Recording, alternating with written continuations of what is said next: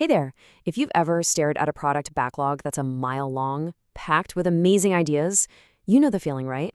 The real challenge isn't coming up with features, it's figuring out what to build next. So today, we're going to dive in and demystify 4 really powerful techniques to help you prioritize your Agile backlog and, most importantly, deliver the most value you possibly can. So here's our game plan. We'll kick things off with a fantastic analogy I like to call the backlog treasure hunt. Then we'll get into the good stuff, our 4 key techniques: Moscow, RICE, the Value Effort Matrix, and WSJF. And we'll wrap it all up by figuring out how you can choose the absolute best tool for whatever situation you're in. Ready? Let's go. I just love this way of looking at it. Seriously, think about it. Your backlog is this giant treasure trove, and every single item is a potential diamond. But here's the catch. You can't carry the whole mountain of treasure back at once. Prioritization, then, is really the art of picking out the biggest, shiniest jewels first. It's how you make sure your team's hard work has the greatest possible impact.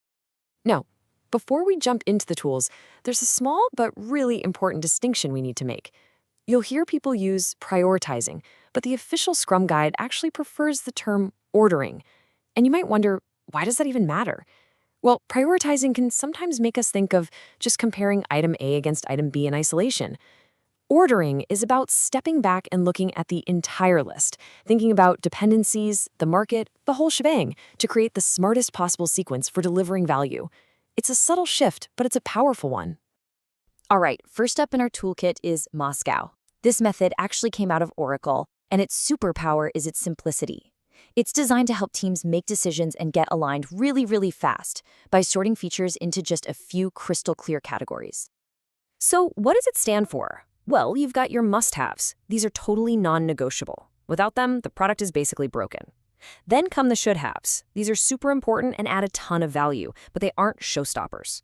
After that, you've got the could-haves. Think of these as the nice-to-haves, the frosting on the cake. And finally, and this one is so important, you have the won't-haves. These are features you all agree you are not going to work on right now. Saying no is a key part of staying focused. Okay, let's make this real with a fictional finance app we'll call MintMaster. You can see right away, viewing your balance and transferring funds, those are absolute must-haves. A finance app without them is, well, it's not a finance app.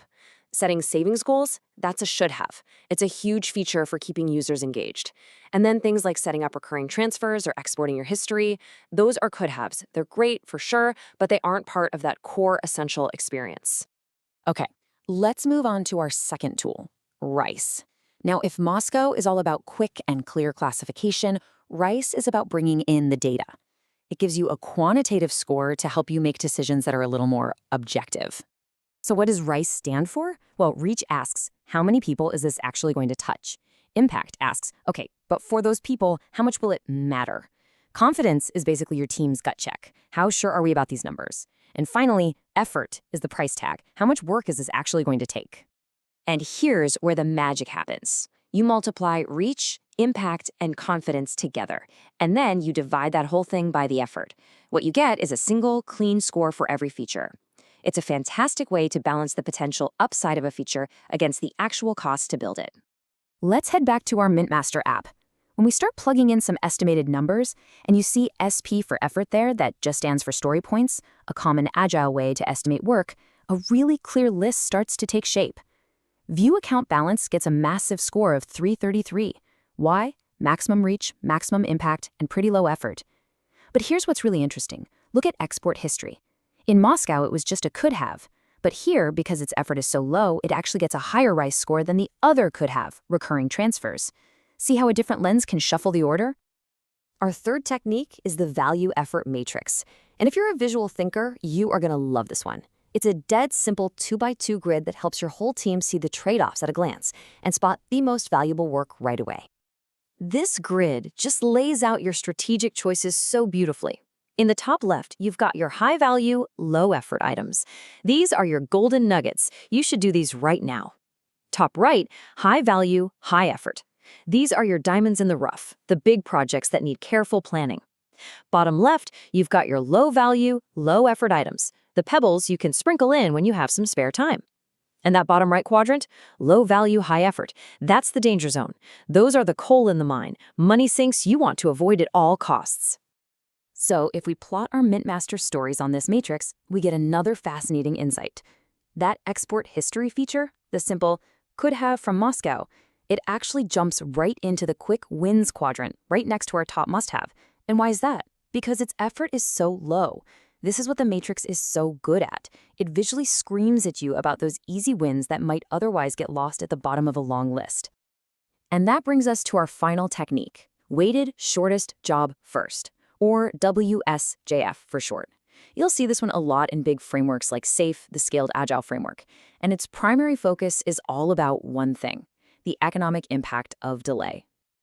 WSJF is really built on two core ideas. First, you have the cost of delay.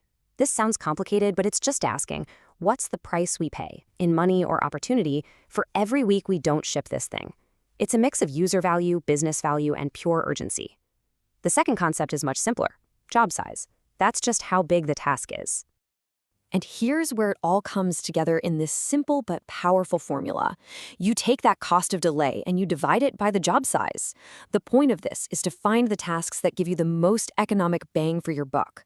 It naturally pushes smaller, high-value jobs to the top of the list so you can get them done fast and start reaping those benefits right away. Now, looking at Mintmaster through this WSJF lens gives us maybe the most interesting shift of all.